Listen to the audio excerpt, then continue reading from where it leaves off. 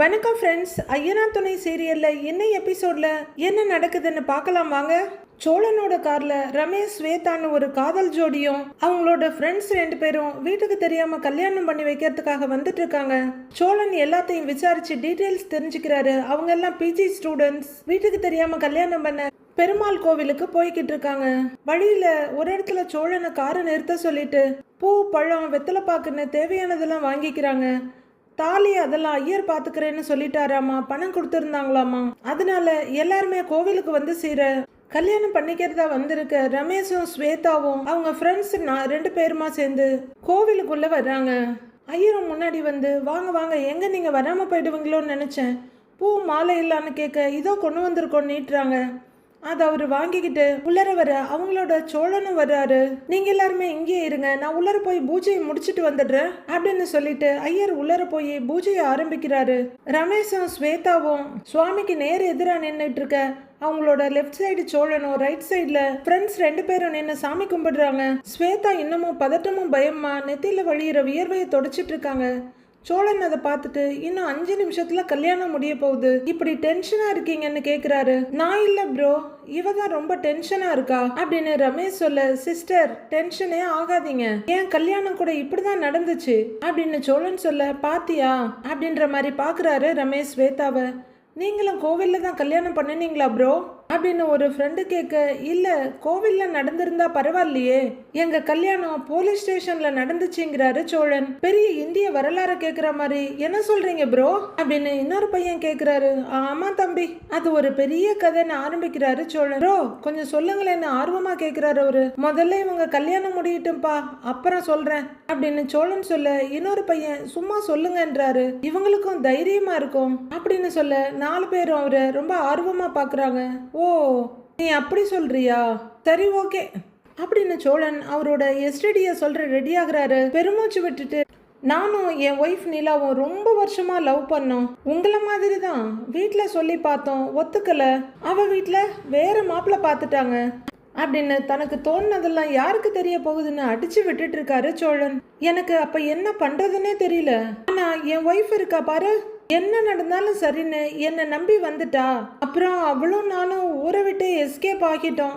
அவங்க ஊர் ஆளுங்கெல்லாம் எங்களை துரத்த ஆரம்பிச்சிட்டாங்க அப்படின்னு பெரிய சாதனை மாதிரி சொல்லிட்டு இருக்க இந்த பையன் ரமேஷ் ஸ்வேதாவை பாக்குறாரு. வேற வழியே இல்லாம காப்பாத்தணும்னு போலீஸ் ஸ்டேஷன் போயிட்டோம், அங்க வச்சுதான் எங்க கல்யாணமே நடந்துச்சு அப்படின்னு சோழன் சொல்ல பிரமிப்பா பாத்துட்டு இருக்காங்க 3 பேரும். அடேங்கப்பா அப்படின்னு ஃப்ரெண்ட்ஸ் 2 பேரும் ஒருத்தர் பாத்துக்கிறாங்க. கல்யாணம் எப்படி வேணும்னாலும் நடக்கலாம், ஆனா இன்னைக்கு நாங்க 2 பேரும் ரொம்ப சந்தோஷமா இருக்கோம், அதையே தான் நான் உங்களுக்கும் சொல்றேன் அப்படின்னு சோழன் சொல்ல ரமேஷும் ஸ்வேதாவும் சிரிப்போடு பாக்குறாங்க.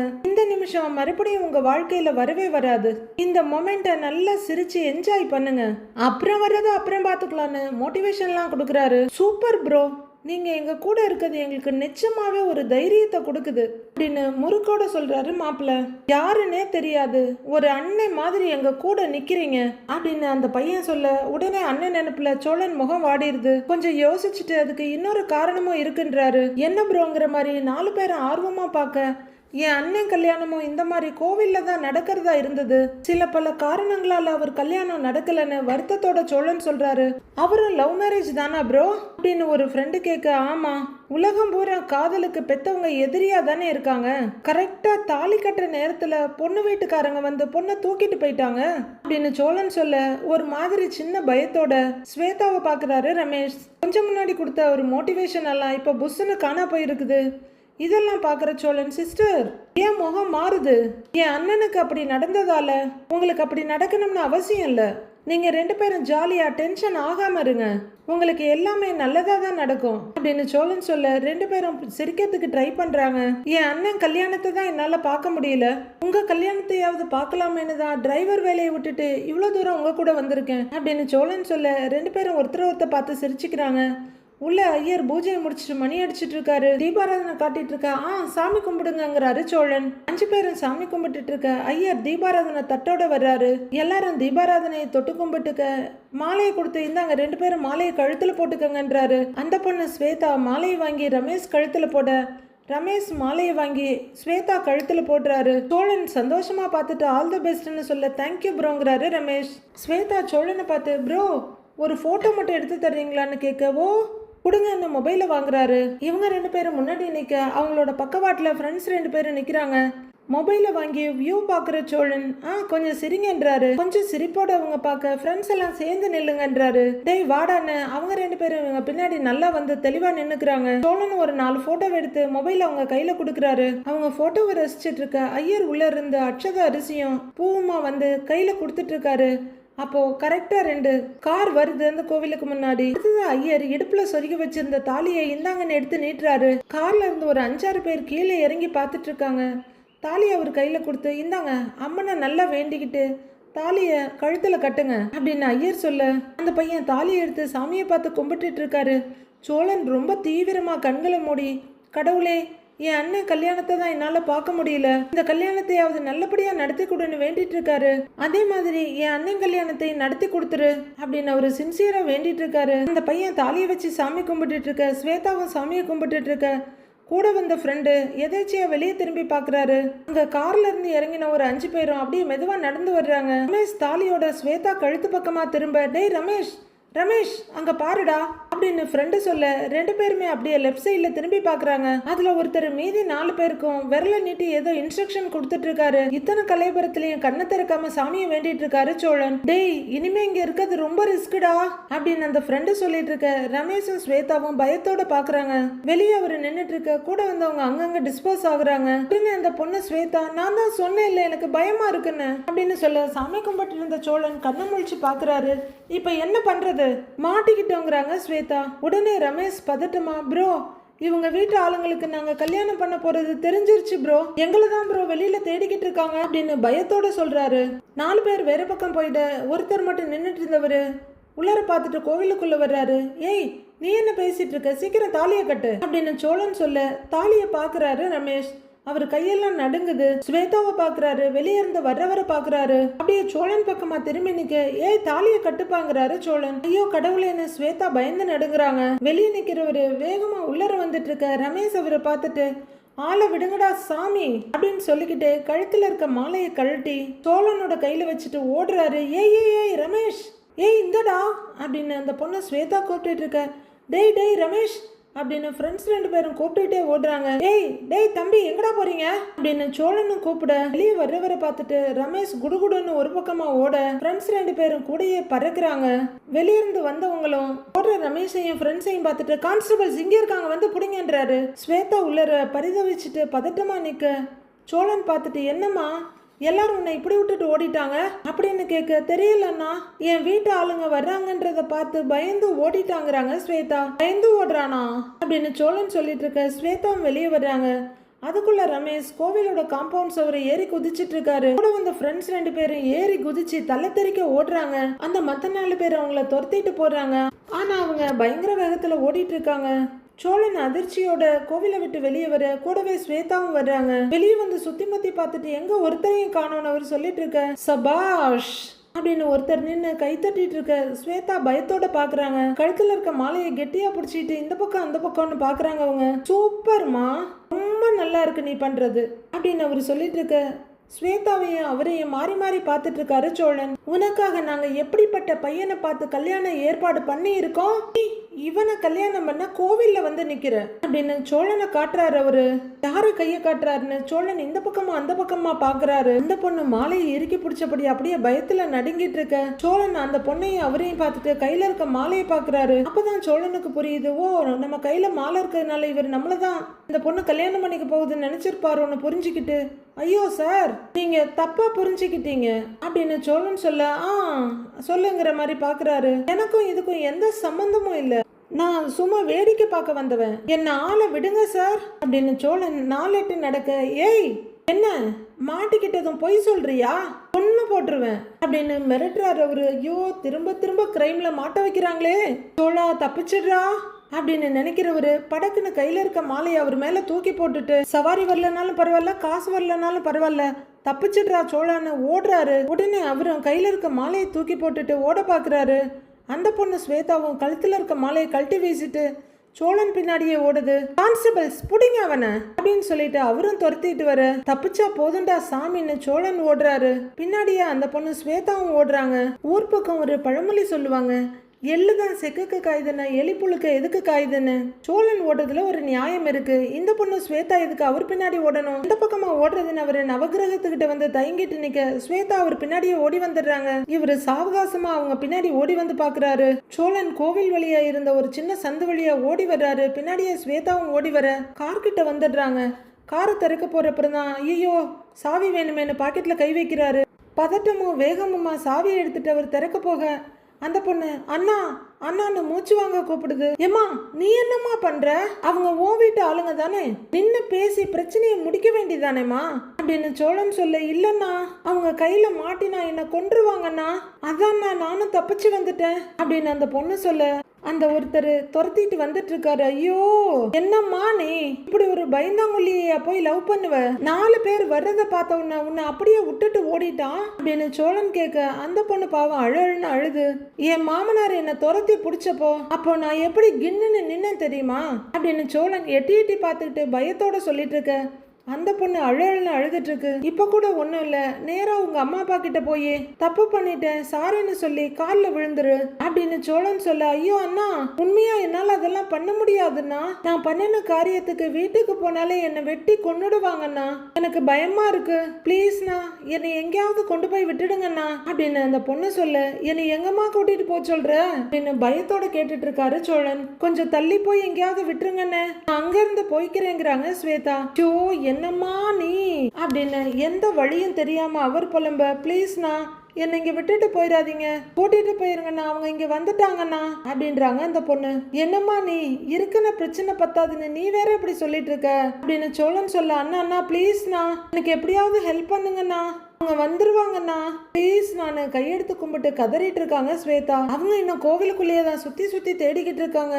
சோழன் நொந்து போய் செவத்துக்கு முட்டு கொடுக்குற மாதிரி கார்ல கைய வச்சு தலைக்கு முட்டு கொடுத்துட்டு நிக்க. அண்ணா அண்ணா பிளீஸ்ண்ணா ப்ளீஸ் கொஞ்சம் ஹெல்ப் பண்ணுங்க அப்படிங்கிற ஸ்வேதா ஓட ஆரம்பிக்க. ஏய் எம்மா எங்கம்மா ஓடுற, எங்கம்மா அப்படின்னு சோழன் கேட்டுட்டு இருக்கவே அந்த பொண்ணு அந்த பக்கமா சுத்தி வந்து கார் கதவை திறந்து உள்ளர ஏறி உட்கார்ந்துடுறாங்க. ஜோ இது என்ன புது பிரச்சனை அப்படிங்கிற சோழனும் காருக்குள்ள ஏறி உட்கார்ந்து ஏமா இது எனக்கு தேவையில்லாத பிரச்சனைமா, கீழே இறங்குமான்றாரு. அண்ணா அண்ணா பிளீஸ் நான் கொஞ்சம் வண்டி எடுங்கண்ணா, கொஞ்சம் தள்ளி போய் கூட நான் இறங்கிக்கிறேண்ணா பிளீஸ்ண்ணா அப்படின்னு அந்த பொண்ணு கெஞ்சிட்டு இருக்க. ஏமா இதெல்லாம் வேலைக்கு ஆகாதுமா, உங்க வீட்டு ஆட்கள் தானே உன்னை தேடிக்கிட்டு இருக்காங்க, இப்ப நீ என் கூட வந்த பார்த்தாங்கன்னா என்னையே தான் தப்பா நினைப்பாங்கன்றாரு சோழன். ஐயோ அண்ணா அதெல்லாம் பேச டைம் இல்லைண்ணா, நீங்க ஃபர்ஸ்ட் வண்டி எடுங்கண்ணா, அவங்க வந்துட போறாங்கண்ணா அப்படின்னு அந்த பொண்ணு கெஞ்சிக்கிட்டு இருக்க. சோழனுக்கு என்ன பண்றதுன்னே தெரியல, மண்டையை பிச்சுட்டு உட்கார்ந்து இருக்காரு. அண்ணா பிளீஸ்ண்ணா வண்டி எடுங்கண்ணா அப்படின்னு அந்த பொண்ணு சொல்லிக்கிட்டே பின்னாடி திரும்பி பார்க்க அந்த ஒருத்தர் இப்ப வெளியே வந்திருக்காரு. அவரு காரை நோக்கி ஓடி வர. அண்ணா அண்ணா அண்ணா அண்ணா வண்டி எடுங்கண்ணா, சீக்கிரம் வண்டி எடுங்கண்ணா, அவங்க வந்துட்டாங்கண்ணா, சீக்கிரம் சீக்கிரம்ண்ணா, அண்ணா அண்ணா சீக்கிரம் போங்கண்ணா போங்கண்ணா அப்படின்னு சோழனோட தோலை படப்படன்னு அந்த பொண்ணு தட்டுறாங்க. ஐயோ என்னம்மா நீ அப்படின்னு சோழன் சொல்லிக்கிட்டே காரை ஸ்டார்ட் பண்ண அவர் பின்னாடி வந்துடுறாரு கொஞ்சம் பக்கமா. ஏய் அப்படின்னு அவர் கத்திக்கிட்டே ஓடி வர கார் ஸ்டார்ட் ஆகி போயிட்டு இருக்குது. கூட இன்னும் 2 பேரும் ஓடி வந்து சேர்ந்துக்கிறாங்க. டேய் போய் வண்டி எடுங்கடா அப்படின்னு கார் கிட்ட ஓட எல்லாரும் ஓடி வந்து கார் எடுக்கிறாங்க.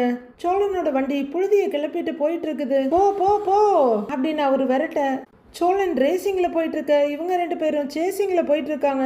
அப்புறம் என்ன சோழன் பயத்தோட பின்னாடி பார்த்துக்கிட்டே ஓட்ட அந்த பொண்ணு திரும்பி பார்த்துட்டு பயத்தோட வர்றாங்க.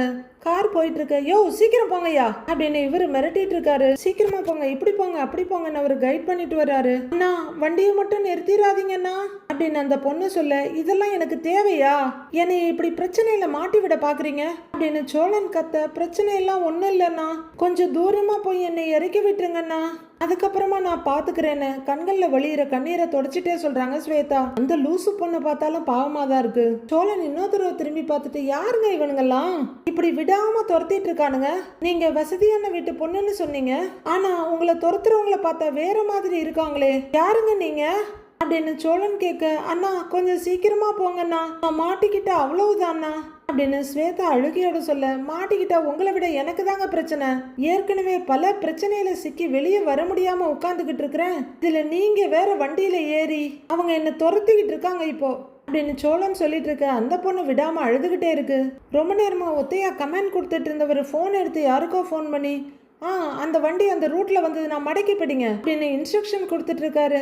சோழன் அந்த பொண்ணை பார்த்து ஏங்க இங்க பாருங்க, இதோ நான் இப்படி கொஞ்சம் ஸ்லோ பண்றேன், நீங்க அப்படியே ஜம்ப் பண்ணிடுங்க அப்படின்னு சொல்ல, ஐயோ அண்ணா அண்ணா அப்படிலாம் பண்ணிடாதீங்க, வண்டி ஸ்லோலாம் பண்ணாதீங்கண்ணா, அவங்க கையில மாட்டினேன்னா பெரிய பிரச்சனை ஆயிடும்ண்ணா, ப்ளீஸ்ண்ணா கொஞ்சம் சீக்கிரமா போங்கண்ணா அப்படின்னு ஸ்வேதா அழுதுகிட்டு இருக்க. ஷோ என்னம்மா நீ அப்படின்னு கடுப்பை மறைச்சுக்கிட்டு கஷ்டப்பட்டு காரை ஓட்டிட்டு இருக்காரு சோழன். நீ இப்படி ஒருத்தனை நம்பி வீட்டு விட்டு வந்துட்டு சம்பந்தமே இல்லாம நான் வந்து மாட்டிக்கிட்டு இருக்கேன் பாரு அப்படின்னு கடுப்பை கொட்டுறாரு. நான் என் ஒய்ஃபை கல்யாணம் பண்ணிட்டு போலீஸ் ஸ்டேஷன்ல இருந்து வந்தது எவ்வளவு அடி வாங்கியிருக்கேன் தெரியுமாமா, அவ்வளவு அடியை வாங்கிக்கிட்டு அங்கேயே நின்ன, இவன் என்னடான்னா 4 பேரை பார்த்தது எகிரி குதிச்சு ஓடுறான் அப்படின்னு சோழன் சொல்ல அந்த பொண்ணு அழுதுகிட்டே இருக்கு. இதுக்கு தான் நான் அவன்கிட்ட கல்யாணம் பண்ண வேண்டாம்னு சொன்னேன், அவன் தான் கேட்கவே இல்லை, இப்ப பிரச்சனைன்னு வந்த உடனே ஓடிட்டான், ஐயோ இதுக்கப்புறம் நான் என்ன பண்ண போறேன்னு எனக்கே தெரியலையே அப்படின்னு அந்த பொண்ணு கதறி அழுதுட்டு இருக்க. சோழன் பரிதாபமா பாக்குறாரு. அவரோட கஷ்டத்தையும் அவர் மாட்டிக்கிட்டதையும் நினைச்சு ரொம்ப சிரமப்படுறாரு. கொஞ்சம் மனசு எழுக, சரி சரி அழாதீங்க, நான் கொஞ்ச தூரம் வரைக்கும் கூட்டிகிட்டு போறேன், அதுக்கப்புறம் இறங்கிக்கணும் சரியான்னு கேக்குறாரு. அந்த பொண்ணு சரின்னு தலையாட்டி வைக்குது அழுகையோட. இவ்வளவு பேசிக்கிட்டு அவரு வேகமா கார் ஓட்டிட்டு இருக்க. பின்னாடி பயங்கரமா சேஸ் பண்ணிட்டு இருக்காங்க அவங்க 2 பேரும். முடிஞ்ச அளவுக்கு பின்னாடி வர்ற வண்டி சோழனோட வண்டியை ஓவர்டேக் பண்ணணும்னு பார்க்க அவரும் இந்த பக்கம் வலிச்சு அந்த பக்கம் வலிச்சு இடம் கொடுக்காம ஓட்டிட்டு இருக்காரு. அப்ப அவருக்கு ஒரு போன் வர, கிரே கலரு, பார்த்த உடனே வண்டியை மடக்கி பிடிங்க, நான் வந்துகிட்டே இருக்கேன் அப்படின்னு சொல்லி போனை வைக்கிறாரு. அந்த பொண்ணு வேற திரும்பி திரும்பி பார்த்து வர்ற காரை பார்த்து அழுதுகிட்டே இருக்கு. ஐயோ அப்படின்னு அந்த பொண்ணு பயந்துட்டு இருக்க. ஏங்க என்னங்க இப்படி விடாம துரத்துறானுங்க, நீங்க உள்ள இருக்க தெரிஞ்சதுனாலதான் அவங்க இப்படி துரத்துறாங்க, உங்களை இறக்கி விட வண்டியை நிறுத்தினா கூட வந்து புடிச்சிருவாங்க போல இருக்கு அப்படின்னு சோழன் சொல்ல, அண்ணா அண்ணா கொஞ்சம் வேகமா போய் எங்கேயாவது கொண்டு போய் அவங்களுக்கு தெரியாம இறக்கி விட்டுருங்கண்ணா, நான் அப்படியே போயிடுறேன் அப்படின்னு ஸ்வேதா சொல்ல. ஐயோ என்னம்மா நீ என்னை இப்படி இக்கட்டுல மாட்டி விட்டுட்டியம்மா அப்படின்னு அவரும் புலம்பிட்டு இருக்காரு. நீ லவ் பண்ண பையனே ஓடி போயிட்டான், தனியா போய் என்ன பண்ண போற, எப்படியும் உன்னை உங்க வீட்டுல பிடிக்க தான் போறாங்க, அதுக்கு இப்பவே போய் அவங்க கிட்ட சேர்ந்துட வேண்டியது தானே அப்படின்னு சோழன் கேட்க அந்த பொண்ணு கதறலோட, ஐயோ அண்ணா அதெல்லாம் சரிப்படாதண்ணா, என்னை எங்கேயாவது தூரமா கொண்டு போய் விட்டுருங்க, நான் ரமேஷை கான்டாக்ட் பண்ணி அவன் கூட போயிடுறேங்கிறாங்க ஸ்வேதா. யாரு உன்னை விட்டுட்டு ஓடினானே அவனா அப்படின்னு சோழன் கேட்க, ஆமாண்ணாங்கிறாங்க அந்த பொண்ணு. எம்மா ஓடின வேகத்துக்கு அவன் இந்நேரம் பார்டரையே தாண்டி இருப்பான் அப்படின்னு சோழன் சொல்ல, நான் என்ன பண்ண போறேனே எனக்கு தெரியலண்ணா, நான் இவங்க கிட்ட மாட்டினா என்ன கொன்னுடுவாங்க, ப்ளீஸ்ண்ணா எப்படியாவது என்ன அவங்க கிட்ட மாட்ட விட்டுறாதீங்க, வேகமா போங்க அப்படின்னு அந்த பொண்ணு தேம்பி தேம்பி அழுதுட்டு இருக்காங்க. அவங்க மரண பயத்துல அழுதுட்டு இருக்க இவருக்கு பயங்கர எரிச்சலும் சங்கடமா இருக்கு. சரி சரி அழாதம்மா அப்படிங்கிறவரு என்ன பண்ணலான்னு யோசிக்கிறாரு. இங்க பாருமா, இந்த பைபாஸ் தாண்டி நாங்க ஒரு ஊர் வரும், உன்னை நாங்க இறக்கி விட்டுடுறேன், அங்க இருந்து நீ ஒரு ஆட்டோ பிடிச்சு போயிடு சரியா அப்படின்னு சோழன் சொல்ல, சரின்னான்றாங்க அந்த பொண்ணு. காருங்க போயிட்டே இருக்குது. இங்க பாருமா, கடைசியா உனக்கு ஒரு அட்வைஸ் சொல்றேன், என்ன நடந்தாலும் வீடு தான் சேஃப்டி, அதை விட நீ வேற எங்க போனாலும் உனக்கு கஷ்டம் தான், அதுவும் அந்த ரமேஷை நம்பிலாம் எங்கேயும் போயிடாதீங்க அப்படின்னு சோழன் சொல்லிட்டு இருக்க. அந்த பொண்ணு அழுதுகிட்டே இருக்க. பின்னாடி பயங்கர கீனா பார்த்துக்கிட்டு துரத்திட்டு வர்றாங்க.